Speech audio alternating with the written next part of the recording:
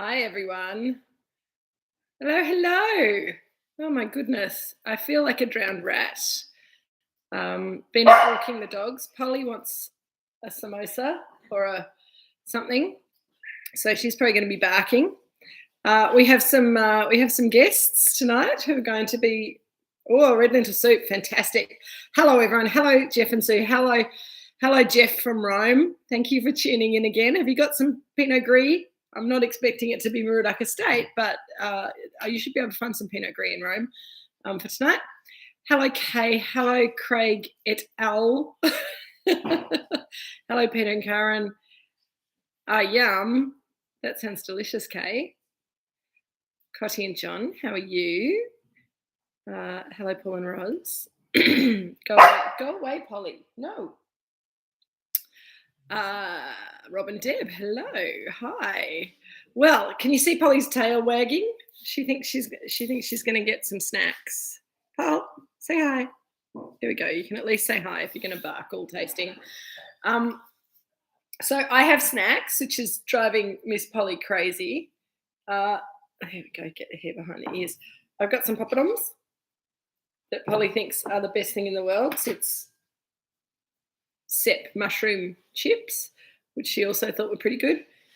I've got a little bit of Indian chutney that I didn't make. I had to buy because I left my homemade one at home. Hello, Joan and Karen. South Indian dal soup. That sounds awesome. Hello, Zach and Jack. Hello, Anne-Marie. Great to see you. And I've got some little hybrid things. They're samosa flavoured pastry things, so they're not real samosas, but that was the best I could get at short notice down here. So good to see you all. My audience are getting stuck into their crunchy things, as I will as well. I'm just going to have a sip of water because I've been running around like a headless chook. Hi, Polly. Are you just going to sit there and wag your tail like that all night, are you? Silly. Hello, Nigel. How you going? Alrighty. So, wine first. Snacks in a minute.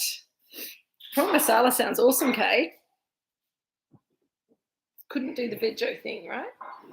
I know some people are not interested in that. That's all right. So, Devil Bend Creek Pinot Gris 2018. This is officially a museum wine because we're selling the 2019 at the moment at Celador, and we just had a few cases of this left, and Nigel and I decided that we would use it for Drinks with Kate. I thought this would be a fantastic opportunity. Oh, hi, Daisy. Yes, Polly. Polly, you're making all the dogs out there in Tasting World bark as well with your barking. Yes, so Nigel and I thought this would be a really lovely wine to share with you guys with a little bit of bottle age. And also, I wanted to talk about matching wine to spicy food. So, hello, Sarah and all the Trixers. Lovely to see you. Kay has made her prawn masala a bit too chili-ish, so added some yogurt, much better. Oh, hello, Frodo. I'm getting Frodo's here now too. He thinks he wants some snacks. He doesn't even like lentils, but he thinks he does. All right, you can go. Frodo is 12. Frodo had a birthday yesterday. Oh, dear. Hang on. Let me get my computer sorted out.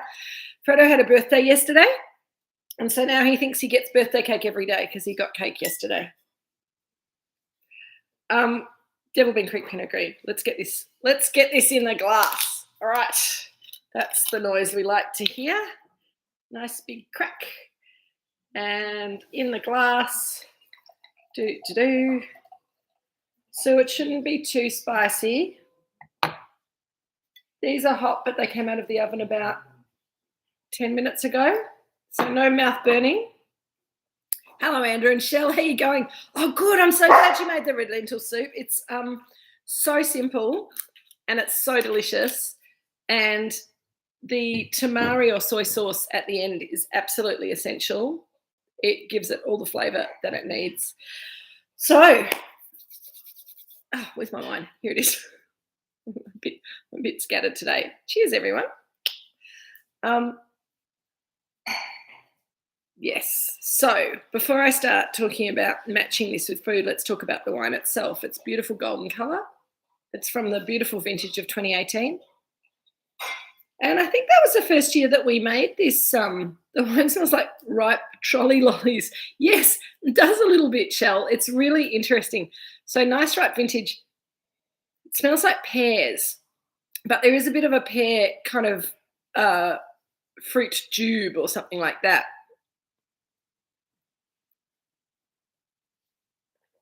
Buttery and soft to taste. I agree, Shell, because it's got that little bit of bottle age on it, it does have a softness to it. It's also remembering that Pinot Gris, as a grape variety when it's ripe, has relatively lower acidity than, say, a Chardonnay or a Sauvignon Blanc when we're talking about white wine. So this Pinot Gris, the Devil Bean Creek, we make this slightly differently from the estate wine. There's a few differences. First of all, we pick the fruit slightly earlier, but we want it to be nice and we still want it to be nice and ripe, but we want it to be more green pear rather than yellow pear and less of that sort of quincy character that we get from much riper Pinot Gris that we see in the estate wine. Brigitte and Anthony, lovely to see. I looked at the weather because I was like going, oh, don't take the wine out of the fridge. You don't want it too cold. And I thought I better check that it's not really warm in Queensland, but it is cold. It's cold up there. And another friend of mine sent a photo of herself in her thermals from Victoria up there in Brizzy. So welcome to Melbourne winter, you guys, at least for a couple of days. Gris with a chickpea curry, fantastic. That'll be delicious. So the nice thing about these poppadoms, and nobody corrected my spelling this week. I've been getting little spelling corrections and grammar corrections from some of you, which is always very appreciated. But I missed the D out in poppadoms in my original email, which was very annoying. But these are fabulous things. You can cook them in the microwave. I've done them in the deep fryer because when you've got a deep fryer, why not? It is really cold, Paul and Ross. It's really cold everywhere. I looked everywhere. It might be warm. What's it like in Rome, Jeff? Let us know. Because it's cold here. It's the same temperature in London as it is here. And it's about the same temperature here as it is in Queensland. Right now on the Mornington Peninsula, my phone won't open. Come on, you stupid thing. Come on. Hello. How cold is it, everyone? Someone will be able to tell me before I can even look it up. You'll be in Canberra this weekend. Oh, Shell, that will be icy. It's 10.2 degrees at the moment in Mount Eliza. I'm not sure why it's telling me Mount Eliza rather than Moorooduc, but it's usually pretty similar weather there and here. So cool thing about poppadoms, and I haven't tasted the wine yet, so 13 degrees, Paul and Ross. I know, it's ridiculous. 8 degrees. 8 degrees there. That's crazy in your Monday. Ridiculous. Okay. The good thing about poppadoms, apart from them being really crunchy, is they're made from lentils. And one of the things that I really wanted us to play around with was not just the spice, 6.3 near yes, yep. Ugh. Anyway, so we should be drinking nice red wine, but anyway, just let this come up to warmth and the spicy food will help. And there's a little bit of spiciness in the Pinot Gris as well, which I think helps as well. Shush, Polly. Could you please not talk? If you're going to talk, go out in the other room because I can't listen to myself and you guys at the same time. Sorry. Now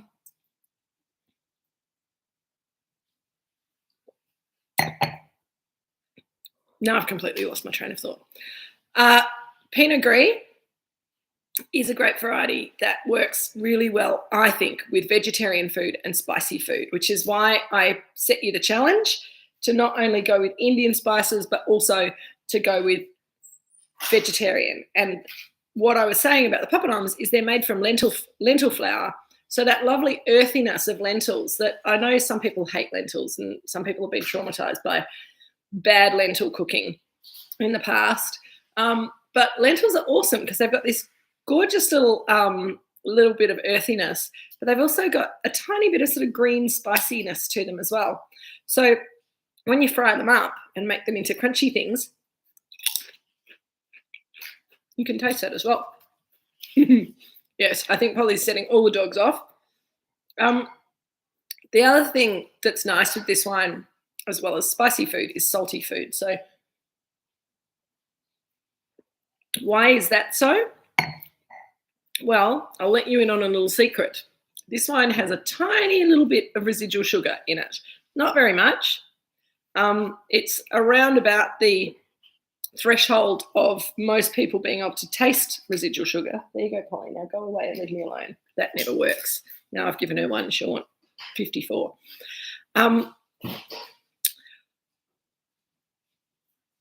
The whole idea behind this wine was to pick it earlier, so we got that green pear fruit, and then keep a little bit of residual sugar in it just to make that fruit pop a little bit more. We don't want the wine to taste sweet, but we want it to be more fruity in its expression, and that little bit of residual sugar, less than 5 grams, just brings out the fruitiness in the wine, and it works really well with saltiness in food and spice in food. So as it is just by itself, it's just a really lovely, fruity, pear fruity, soft white wine, quite different in shape from the Chardonnays that we make. But then when you put it with the right food, it does really cool things. So for those of you who are waiting to be told that they're allowed to eat, you may start eating your food with your wine now. And if you've already started, that's fine as well. But if you've got red lentil soup, I'd really like to know how that brings, 5 grams of residual sugar per litre, Shell. Sorry, that's a very good question. And what most people agree is that threshold for most tasters is about 4 grams per litre of residual sugar is where you start feeling the sweetness. It depends on how much acid's in the wine. If it's a really high acid wine like a German Riesling or a champagne, you can have a little bit more sugar in it and you can't taste the sweetness because the acid and the sugar sort of hide each other. Because this is a lower acid wine, then the sugar will show at lower levels than it would in a champagne or a Riesling. Your younger sister likes 20 grams in, Michelle. That's hilarious. Zach and Jack got some Peking duck. Yeah, I reckon that would be pretty tasty as well with the sweetness of the hoisin sauce, a little bit of spiciness. Someone else asked a question. Oh, Cotty, yes. Do you do that every year or just 2018? We do. Bud, bus, whatever, Zach and Jack, it's all good. We do. So for the Devil Bean Creek Pinot Gris, there is a little bit of sweetness. So basically what we've done is we've made one little batch of wine and stopped it from going through its full ferment, arrested its fermentation and filtered out anything that could start it re-fermenting and kept it in stasis. So we had a small batch of very sweet Pinot Gris. We had a large batch of completely dry Pinot Gris. And over the 3 years, 2018, 2019, 2020, we added back some of that sweet wine. So, and we've did it again in 2021, and we haven't made Devil Bean Creek Pinot Gris in 2022 because we didn't have enough fruit to make 3 different Pinot Gris. So yes, Cotty, we do it every year, but because of differences in a little bit of residual sugar in the main wine and just kind of imprecision in our blending methods, some of the wines have a little bit, some vintages have a little bit more sugar, some have a little bit less. So the 2020, I can't remember, the one that we've sold to Norway is drier than the other 2 vintages, and I think it's nice. It looks drier, it looks crisper. So I'd be interested to see if any of you can taste the sweetness in this wine and if you find it to be too sweet or whether it just kind of makes the wine a little bit more fruity and forward and tasty. Because that was the plan. It's not supposed to taste like sweet wine. It's supposed to taste like fruity wine. Norway didn't leave very much, Peter and Karen. I think we've got about 20 cases left to share with you guys. Haha. See, drinks with Kate. You guys get looked after. A little bit of sweetness, hey Nige? So I've now got my papadum and my Indian chutney, which has got sort of Indian spices in it. It's a bit sweet as well. I wasn't particularly impressed by it. I don't think it's very authentically Indian, but anyway. All right, I'm going to ask the live audience. You're allowed to talk when I ask you a direct question. How are you finding the wine with the food? Good? Is it making the wine taste better or worse with the spicy food?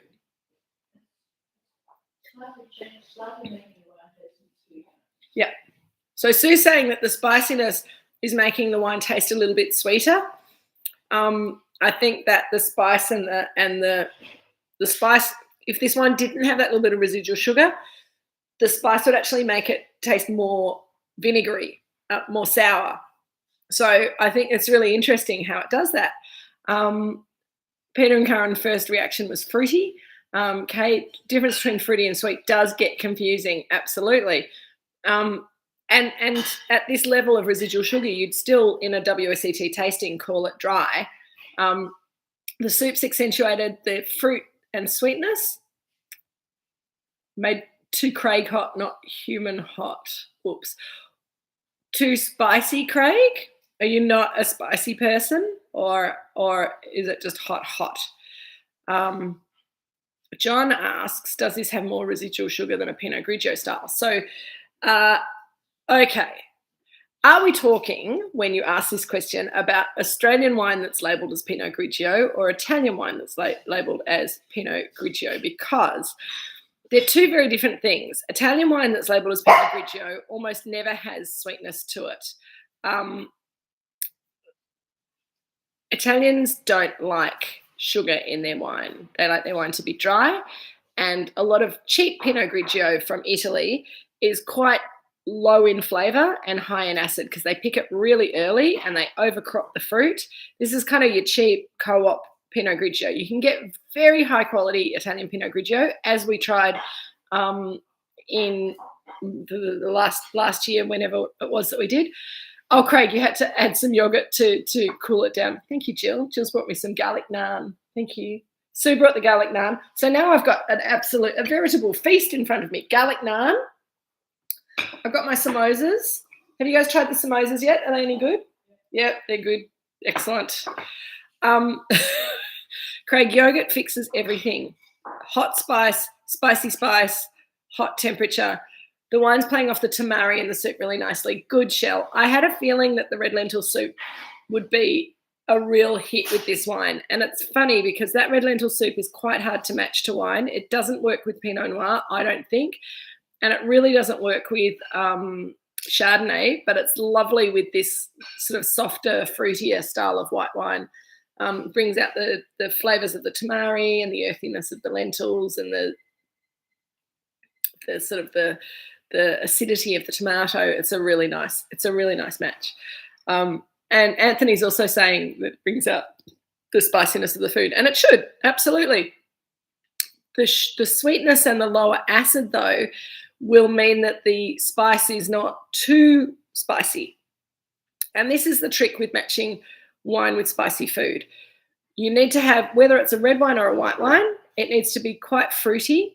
And when I say fruity, I mean fruit forward and maybe with a tiny bit of residual sugar, not enough to make it taste sweet. But if you think about red wine, a sparkling Shiraz from Australia that has a little bit of residual sugar in it would work quite nicely with a lot of spicy food as well, because it's soft, it's not too tannic, it's got a little bit of residual sugar in it, and it's quite fruity in style.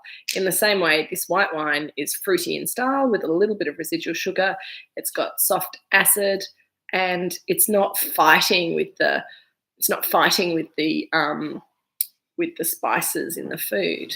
So hopefully that's working really well. I can't stop eating the poppadoms. I can understand why Polly's barking for poppadoms. So a lot of people say to me and ask the question of wine experts, how do I drink wine with spicy food? And I think there's a lot of cuisines that don't really work with wine. And so matching wine to Indian cuisine, if you think about it, if you go to an Indian restaurant or if you have the luck to go to India, you'll find that there's not a huge amount of wine around. And the wine that is around in India tends to be, for the most part, fairly... Eric says, hang in, Polly, you'll win. She will, absolutely. Guess sparkling Shiraz. Peter and Karen, I'm going to pass on that because I don't personally really like sparkling Shiraz. So I think I'll leave that for you guys to drink on your own time. Sorry, guys. I'm putting a veto on that. For the time being, anyway. You never know. I might soften on the whole stance later on. But there's lots of other things for us to taste before that. Wine is super expensive in India. They are actually now growing grapes and making wine in India, but it's not part of the culture, and it doesn't really work because a lot of India is subtropical, and the climate is really not very grape friendly. So much so that the main vineyards in India where they grow grapes, they have 2 vintages a year, and so the winemakers are overworked, and they soften Peter on Pinot Gris. Oh, that's nice. Just matched wine with overly sweet wine. Yeah. I think, Craig, that spice and overly sweet wine, I think, is a bit boring too. Avani Wine does do an Indian wine matching lunch that works really well, and also you're very welcome, Kay, to do a rogue tasting with sparkling Shiraz. There's also the guys at what's Parandeep's winery called, Dad? Parandeep's winery, Nazare. Nazare is also owned by an Indian family down on the Mornington Peninsula, and they do Indian food. They do this fabulous Bollywood food and wine day, I think for Queen's birthday weekend. So this weekend coming up, but drinks with Kay, absolutely. But what I'm trying to get at is that the Indian culture, Thai culture, Chinese culture, Japanese culture, Indonesian culture, all of those foods that can be quite spicy, chili spice and other spice, really don't work very well with wine because that food has not evolved with wine next to it, and the wine hasn't evolved with that food next to it because they're from hot climates. Grapes don't grow easily, and so not to say that the locals don't drink alcohol, but they drink beer, or they drink rice wine, or they drink whiskey.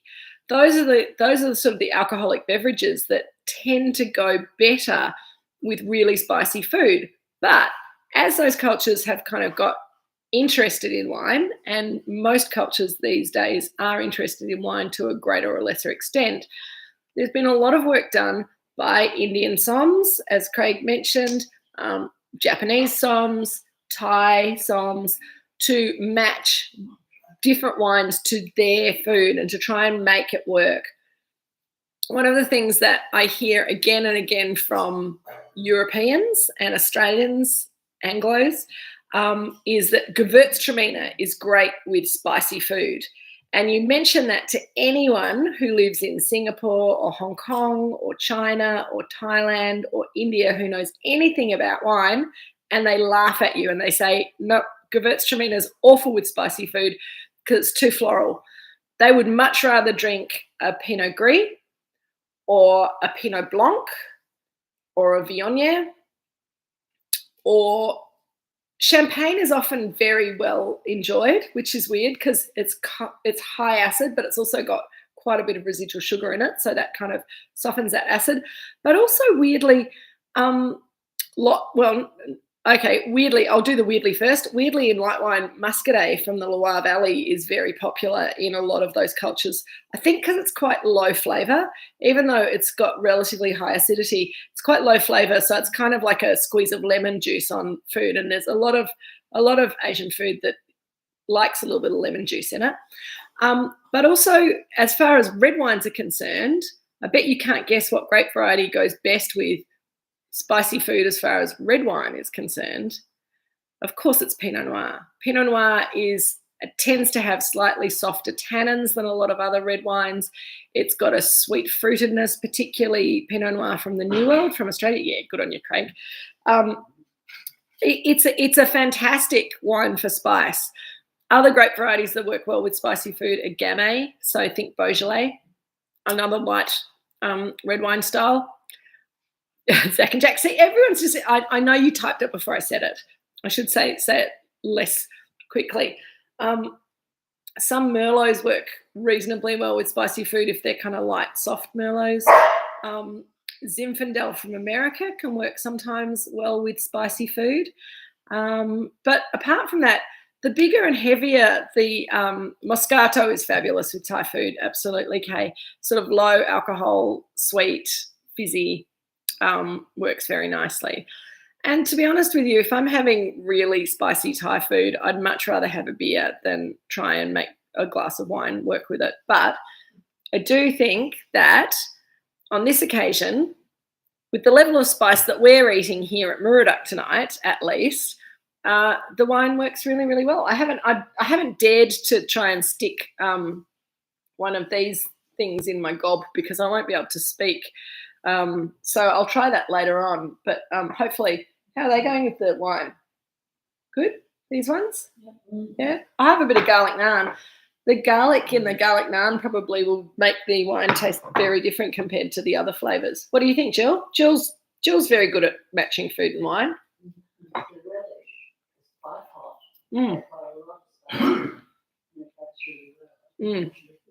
Yeah, so Jill's just saying that the relish is quite hot. It's got a lot of Indian spice in it. It's basically all spice with a little bit of tomato to hold it together, I think, and quite a lot of chili, and it works really, really well with the wine. So I think that the answer to that is that, you know, if you've got your dal, you've got your chickpea curry, you've got your red lentil soup, and you put a bit of spice in there as well, this sort of wine works really, really well. Nareem, personally, my go-to wine match for spicy food is Gewurz. Yes, so it's really interesting, isn't it, that I also think that a lot of Gewurzes work very well with spicy food, but people who live in countries where spicy food is just the norm don't agree. And when I say people, I'm talking about sommeliers and masters of wine who kind of do this for a living. I'm not to say that they're right and we're wrong, but, you know, Linda's having her mung bean patties and it's going well with that. That's great, Linda. I reckon, no, I'm not going to say anything rude about mung bean patties because I'm sure they're delicious. Are they spicy? Have you made them spicy? That's what I want to know. There's also some lime juice in this spicy Indian chutney, and I reckon you could match that to Riesling quite well. And all of these things, as I was about to be disparaging about mung beans, I thought that's very it's very rude of me, particularly as I've been just extolling the virtues of lentils and chickpeas, and they're all from the same family.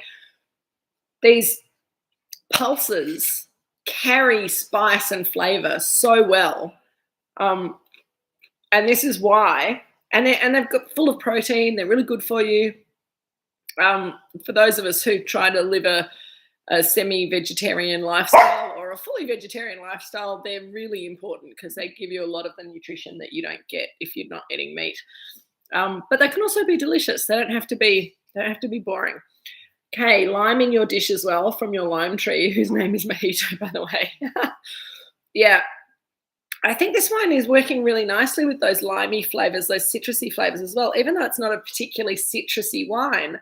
And you come back to it and you kind of go, well, it's not very citrusy, but if you think about pears, if you take pears and you stew them, then it's really nice to put a bit of lemon or a bit of orange or a bit of lime zest into the cooking liquid to give it a bit of zing. And I think that the fact that this is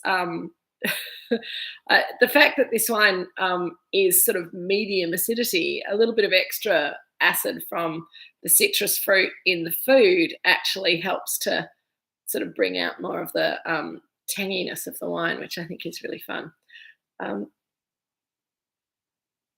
Is anyone hating this wine with their spicy Indian flavours? Because I'm really interested if anyone's disagreeing with me on this, because we are allowed to disagree. And I think that, there might be some flavours that don't work with this wine.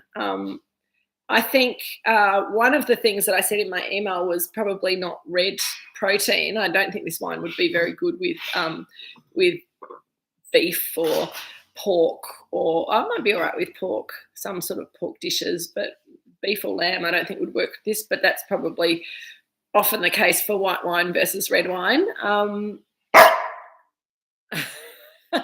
was going to say, Craig, I think Kay's got the lemons covered as well, but our lime tree here at Moorooduc is going absolutely bonkers at the moment, so I've got to start making my spicy lime pickle, which I meant to bring tonight, but I of course forgot it and left it at home.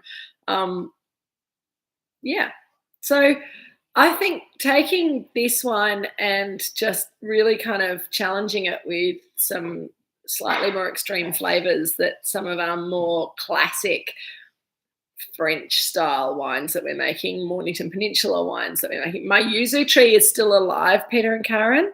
It was looking a little bit yellow around the gills for a while, but I gave it some water and I gave it some food, and it's quite happy. And Craig was saying, shush, Polly. Craig was saying that he had it with cheese. No, the yuzu tree is good, but I haven't had any fruit from it yet, and I don't expect to for a couple of years because it's young and it's struggling a bit. Had it with cheese early, and it's a different wine. It was showing a few age characters and no age characters with the dial. Oh, that's fantastic. Oh, Cotty, I told you not to burn your mouth. Like, the spice doesn't help, does it? I always find with spicy food, you get the double burn. If you serve it too hot, then you burn yourself physically, but then you also burn yourself with the chili as well. So wine can actually enhance the burn of chili, whereas it will help to cool heat, like physical heat from food being too hot. If you do get too much chili on your palate and the wine is making it worse, then, as I said in my email, make sure you've got some natural yogurt or some milk on the table and just use that, because that'll help any sort of chili imbalance in your mouth much better than water or alcohol will do. Polly, I can see your tail and one of your eyes as you beg for more food. So I reckon we've just about finished our conversation about this Pinot Gris with the spicy food, and that's a bit naughty because it's not naughty. We've gone for half an hour. Has anyone got any other questions while I quickly look up what we're tasting next week? I haven't heard anything more from Jeff. I think he signed in and then went to have his breakfast or something. So let's just see what we're drinking next week, unless one of you guys gets to it first. I have a feeling it will be red wine because I tried to mix it up a bit. Hey, before I go, is anyone coming down to the Red Hill showgrounds on Saturday for the big Mornington Peninsula wine tasting this Queen's Birthday weekend? Have you all heard about that? I think I mailed you about it, mailed the mailing list about it, but it's happening. It's going to be good. Garden Pinot 2019. Thank you very much, Nigel.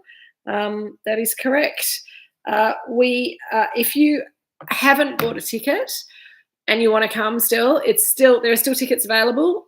Queen's Birthday weekend is a huge weekend down on the peninsula. Usually we haven't been able to do it for the last 2 years, so there's a bit of pent up frustration amongst the regular goers. Anthony and Brigitte, you'll have to come down. You'll have to come down next year for it, for a little visit. Get some. Well, you don't need to get any winter weather because you've got it there at the moment. But maybe next year, come down for the Pinot, for the winter wine weekend.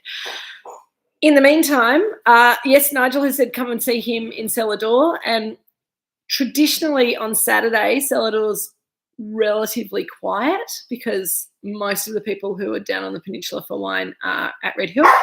So you can get some special one-on-one time with Nigel on Saturday, but he'll be there Saturday, Sunday and Monday.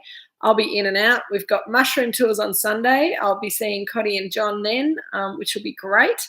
I'm not sure if anyone else is booked in for mushroom tours this week, but it's our last one. So that's mushroom tours for this year. And I'm going to sign off now because I'm getting sick of trying to talk over the top of Polly barking at me, and I want to eat one of my little duvas. I want to eat one of these. She likes the samosas, does she? Not the poppadoms. These guys. Yeah, she likes Yeah. She just likes everything. Anne-Marie's coming. Oh, yes, of course. So the lunch on the 26th, looking forward to seeing you then there too. Pleasure, Cotty. I'm glad it's been a revelation. I think it's good fun playing with these flavours that people are scared to kind of put together. I hope that it's helped with your spicy food and wine matching expertise. And we'll come back to the Garden Vineyard Pinot again next week, 2019. And if you are coming down this weekend, just a reminder that we're actually tasting the 2020 single vineyards at Celador and at Red Hill this weekend for the first time for non-wine club members. It's the big release of those wines. And I will see you all. Different food prep and wine matching. Oh, good, Kay. I'm so glad you enjoyed it. Thanks, everyone. Take care. Enjoy your spicy food and your spicy wine. And cheers. Love you. Bye. Bye, Craig.